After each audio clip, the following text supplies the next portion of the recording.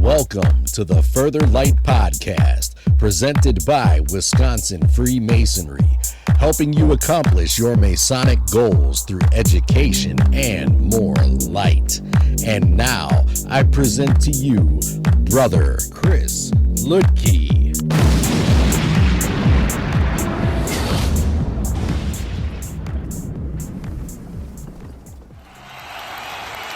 This is Brother Chris Lutke, and today I want to explore the Mosaic Pavement. It's the kind of symbolism, the kind of lesson that is often overlooked by many Masons, and yet it has several levels of interpretation and understanding that could be very important to really trying to develop ourselves as men and as Masons. The Mosaic pavement or checkered floor seen in many lodges would appear a simple idea. But as with all unassuming lessons, nuance and interpretation can bring greater depth to this very modern form, or modest form. One can say that the floor represents good and evil. This is the typical lesson. But what if it goes deeper? What if it embodies ideas of duality, balance, and ancient universal ideas? Today, we're going to examine the checkered pavement on its own, without much mention of the blazing star or border. In doing so, I hope to bring depth to this often overlooked symbol of the craft.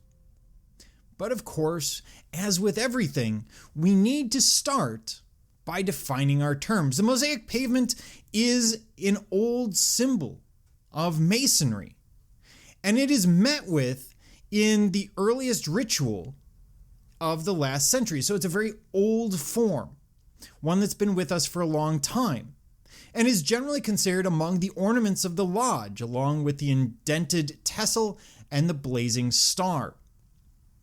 Its multicolored stones of black and white have been readily and often appropriately interpreted as symbols of evil and good, of human life, of this sort of sense of duality, but I would argue that it actually goes much further. And before we get into that, I want to deal with the history of this symbol, because it's actually fairly old, not just Masonically, but within ancient civilization. Now, the earliest mention of the Mosaic pavement goes back to 1726 in advertisement for a lecture entitled Antediluvian Masonry in London at the time. So it goes back to nearly the public development of Masonry in 1717. But this idea of a checkered mosaic pavement or black and white checks is actually surprisingly universal and very old. Moral dualism began as a theological belief. Moral dualism is this concept that there is good and evil. Sometimes the terms are going to be changed. I mean, if you read about evil, for example, Roy Baumeister's book on evil, he goes into a very long definition, but here I'm going to deal with it specifically as duality. And this idea of dualism was first seen implicitly in Egyptian religious beliefs in the West by the contrast of the gods Set and Osiris, Set being disorder, chaos, and death, and Osiris being order, civilization, or life. And so we've got that sense of duality, that there are two halves of life. The first explicit conception of dualism will come to us from ancient Persia and the religion of Zoroastrianism around the mid-5th century BC. Zoroastrianism is a monotheistic religion that believes that Ahura Mazda is the eternal creator of all good things. Positive, God, deity, etc.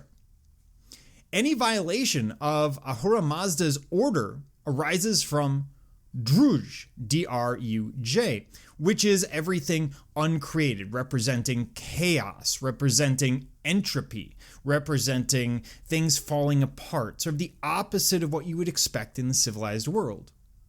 From this comes a significant choice for humans to make. Either they fully participate in human life for Ahura Mazda, or they do not, and they go down the path of chaos, entropy, anarchy, and give Druj power. Personal dualism is even more distinct in the beliefs of later religions, the religious dualism of Christianity. This concept of good and evil is not a perfect dualism, of course, because God is set up as being superior in many ways, more powerful than Satan. But that dualism is still there, heaven and hell, good and evil, etc. Early Christian dualism is largely based on Platonic dualism and Zoroastrianism. Long story there. At some point I might cover early church history. There is also a personal dualism in Christianity with the soul-body distinction.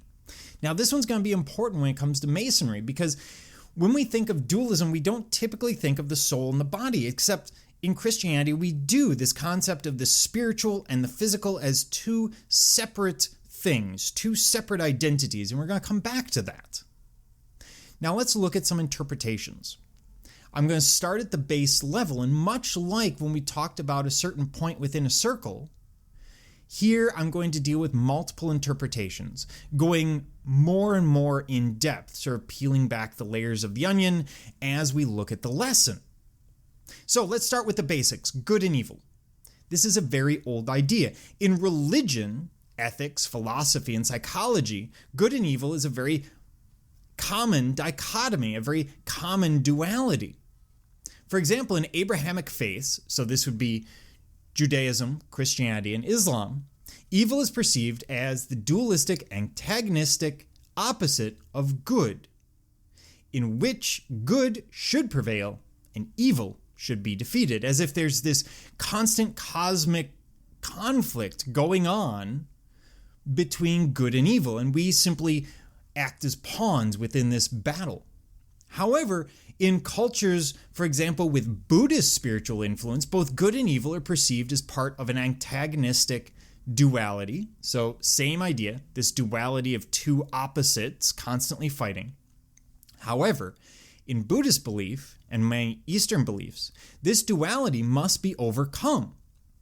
In the case of Buddhism, through achieving sunyata, meaning emptiness in the sense of recognition of good and evil, being two opposing principles but not reality, emptying the duality of them and achieving a oneness. What is this saying? Basically, what it is saying is if you look at good and evil, you'll recognize, just like Baumeister writes in his book, and this is the second time I'm bringing it up, his book is Evil Inside Human Violence and Cruelty, that good and evil don't actually exist. They are perceptions. They are, well, in terms of Star Wars, if you look at that last of the prequels, you have Darth, or who's going to become Darth at the time, Hayden's character, Anakin, saying from his perspective, the Jedi are evil. And the thing is, no one ever goes into things thinking they're doing evil. This is one of Baumeister's points when we look at good and evil. Or Buddhism's point. It's all about ideology. It's all about who's writing about it later. No one in history ever went in and did something and said, I'm being the bad guy. They always have their reasons, and that makes it particularly dangerous, but that's what the Buddhists are getting at, this idea that good and evil don't truly exist. It's simply a framework that we use, an artificial framework to understand our world. Now, Pythagoras, of course, is going to weigh in. We need to talk about Pythagoras because we're Masons and we're looking back at the Greeks, and he is one of the early ones. And he comes up with the table of opposites. This is the oldest surviving table of this sort used by philosophers, and there were multiple versions of these. And he goes through a number of opposites: finite, infinite, male, female, rest, motion, etc. But amongst them is good and evil, looking at them as two completely separate concepts. So when we look at this as good and evil, we could look at this as the cosmic battle between good and evil, or we could look at in sort of the Eastern idea of removing the framework and recognizing that good and evil don't actually exist. It's an artificial construct. When thinking of the idea of duality and the concept of good and evil, black and white, sacred and profane, an image immediately enters any listener's head, and that's probably that of yin and yang or the checkered pavement, either one having similar ideas. While this symbol has become a sort of pop culture icon in recent times, its symbolism is deep and its meaning applicable to the subject. it's basically giving us the concept of duality and balance. If we look at Hinduism, if we look at China and the yin and yang symbol, that comes from a philosophy of design, a philosophy of life known as Feng Shui, which says that all things must be balanced. And that is sort of what we're seeing with this duality of the checkered pavement. We have equal parts black and white. We have balance, and some of the black must exist within the white and vice versa. That's simply how life is.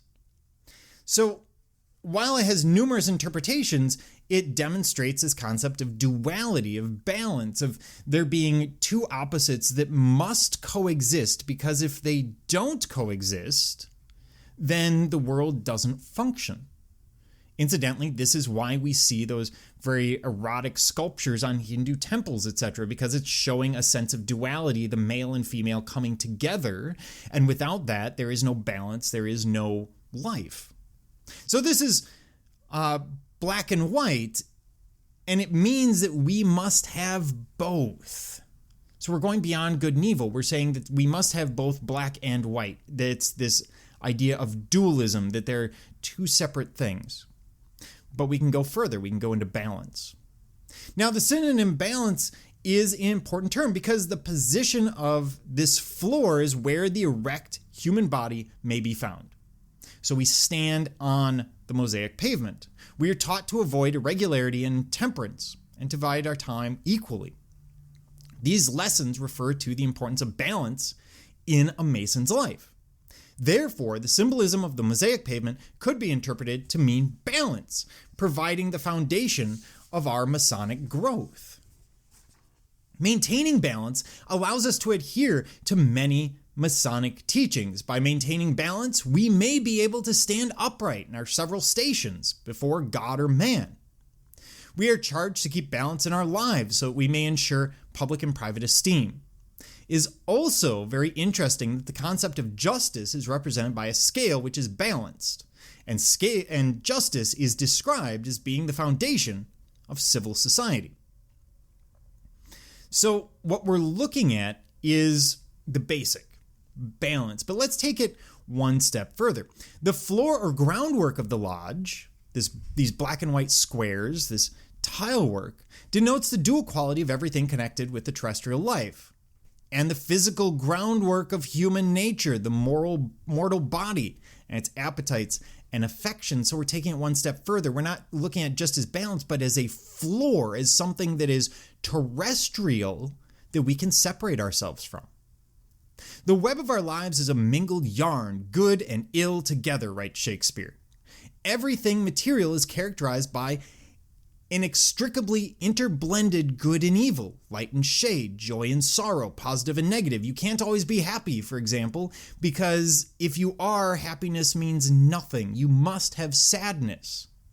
We cannot appreciate summer if we don't have winter. And these are all material things. So as good for me may be evil for you. Again, getting at that deeper concept of good and evil. So pleasure could be generated from pain and ultimately degenerates into pain again. What is right to do at one moment might be wrong the next. Or someone might be intellectually exalted one day and correspondingly depressed the next. So we're dealing with, again, the material. Having learned and outgrown its lesson, we are ready to outgrow the sense of this checker work existence. And those opposites cease to be perceived as opposites, but are realized as a unity or synthesis. In other words, by showing the duality, by showing good and evil, by showing balance, we recognize that these two things are actually the same, that it's a construct. This is a very Buddhist idea that we're coming across. To find that unity or synthesis is to know the peace which passes understanding, i.e., which surpasses our present experience. Because in it, the darkness and the light are both alike, and our present concept of of good and evil, joy and pain are transcended. Looking past good and evil is like looking past the face of the clock to see its inner workings. We start to really understand the human condition at that point. Now, I said that the floor is representative of the earth. Every Mason is intended to create his own personal temple and make it a place where he and deity could meet. By the mere fact of being in this dualistic world, every living being, primarily human, whether Mason or not, walks upon these mingled pavements of good and evil, black and white. So that the pavement, the floor, is the symbol of elementary truth. But for us, the words walk upon imply much more. They mean that he who aspires to be master of his fate and captain of his soul must walk upon these opposites in the sense of transcending and dominating them. We must rise above this duality. This will make us indifferent to the ups and downs of fortune, very stoic.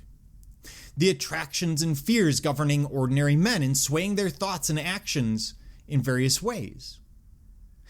His object is the development of an innate spiritual potency. And it is impossible that these should develop so long as he is overruled by his material tendencies. So, it is by growing beyond these and attaining serenity, mental equilibrium under any circumstance, that a Mason truly walks upon the checkered ground of the Mosaic pavement, or the checkered ground of existence and the conflicting tendencies of his material nature. So what that's getting at is once you get past the ideas of good and evil, you can begin to truly understand the spiritual. You can transcend, or you can find enlightenment in Buddhist terms, and move beyond the physical world. Suddenly, good and evil, for example, are meaningless as constructs. And that's good. That means that we can now see things through a much clearer lens. Yes, it means more nuance. It means looking at things and recognizing, once again, that no one does evil because, hey, I want to go out and do something evil today. There's always something behind it. And if we eliminate the idea of, well, they're evil, and we look at why they're doing it, then we can see that inner work, and we can see why it's happening. We can be more in touch with humankind. We can be more in touch with the spiritual. So, let's draw these ideas together. There is a vast variety of symbolism presented to new Masons, and it's easy for the symbol of the Mosaic pavement to be lost in the sea of information that we provide. A deeper look, however, demonstrates that the symbol serves to demonstrate the ideals which form the foundation of our Masonic growth. So, it's all about looking at this lesson and looking deeper and deeper, starting with good and evil, moving to duality, moving to balance, moving to transcendence. And you have to understand each of these lessons so that the next one works. Living in balance makes us healthy, happy, and just. You can't be just if you're judging someone who you think is evil. You have to look at them as a human, moving beyond that duality. If our feet are well balanced, both literally and figuratively, we may be able to serve the purpose of our fraternity better and better serve deity, whatever form that may take. Thank you for joining me, Brother Chris Lidke, and the entire Further Light team on your quest to find more light through Masonry. Are you interested in learning more about Freemasonry in Wisconsin? Visit wisconsinmasons.org to learn more about Masonry and access further educational content and more light. Once again, that address is wimasons.org. Any questions, comments, or suggestions, please email us at education@wisconsinmasons.org. And thank you for listening.